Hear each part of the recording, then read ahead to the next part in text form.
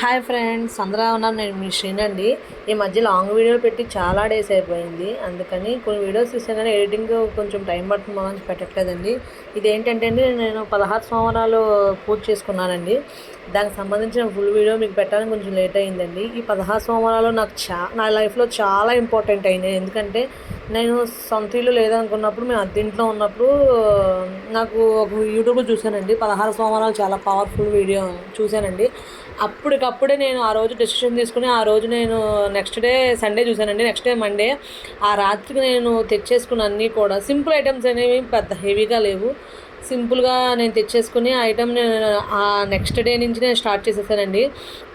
నేను స్టార్ట్ చేసిన 16 వారాలు స్టార్ట్ చేసిన తర్వాత 13వ వారంలో మేము పోషణ గురించి అనుకోకుండా మా మా దగ్గర వ్యక్తి రావడం, ఆ పోషణ మాకు నచ్చడం, మేము కొనుక్కోవడం అన్నీ జరిగిందండి. అందుకని నాకు ఈ 16 సంవత్సరాలు అవుతుంటే నాకు చాలా ఇష్టము. అందుకని నేను మళ్ళీ ఒకసారి నా లైఫ్ ఏమన్నా కొంచెం కష్టాలు నష్టాలు ఉంటే కొంచెం ఏమైనా పోతాయనే ఉద్దేశంతో మళ్ళీ నేను ఈ పోయిన మంత్ అదే అంతకుముందు మంత్ నుంచి 16 వారం స్టార్ట్ చేశానండి. ఈ 16 వారం లాస్ట్ వారం. అందుకని నేను ఎలా చేసుకున్నానో వీడియో నాకు తెలిసినందుకు క్లుప్తంగా మీకు పెడదామని చెప్పేసి వీడియోని నేను మీకు పెడుతున్నానండి. ముందుగా దీనికి పెద్దగా హెవీ నైవేద్యం కూడా ఏం అక్కర్లేదండి.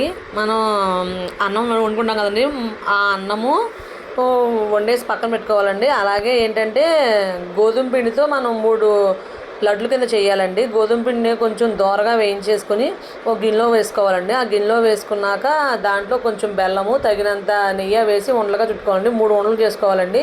ఒక ఉండలో ఏమో మనం తినడానికి, ఒకటేమో కాకి పెట్టడం, ఒకటేమో మొత్తైదుగా ఆ రోజు కంపల్సరీగా తాంబూలం ఇవ్వాలండి. ఇంకోటి ఏంటంటే ఆ రోజు అసలు ఉప్పు తినకూడదండి.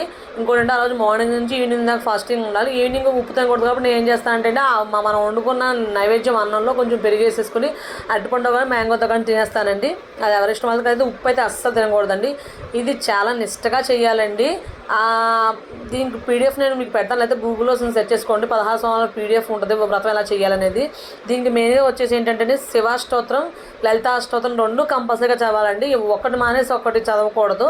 2 చదివి దీనికి కథ ఉంటుందండి. ఆ కథ కూడా చదివి ఆ రోజు అక్షంతలు వేసుకోవాలండి.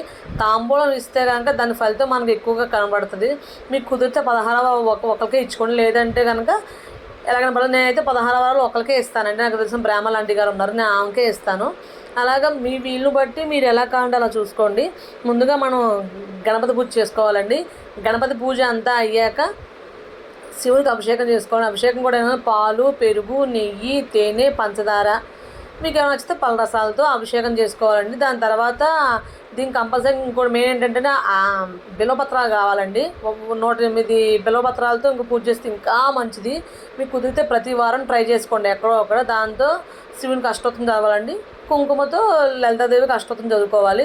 లాస్ట్లో కథ చదువుకుని అక్షంతలు కొన్ని దేవుడికి వేసి కొన్ని ఏమో మనం వేసుకోవాలి, తర్వాత ఇంట్లో వాళ్ళకి ఇవ్వాలండి. ఇది ఏమైనా ట్రై చేయాలనుకుంటే ట్రై చేయండి. దీని చాలా మహిమ కనబడుతుందండి. దీంతోపాటు మీకు ఎవరికైనా కుదిరితే 7 సినిమాలు కూడా చేసుకోండి. దీంతోపాటు మనకి ఇంకా ఫలితం, ఇంకా రెట్టింపు ఫలితం ముందు కనబడుతుంది. ఎవరైనా ట్రై చేయండి, వీడియో చూడండి. వీడియోలో ఉందో నాకు కామెంట్ చేయండి. నచ్చితే లైక్ చేయండి, షేర్ చేయండి, ఇంకో పంపించండి. బాయ్. వీడియో కంటిన్యూ అవుతూ చూడండి.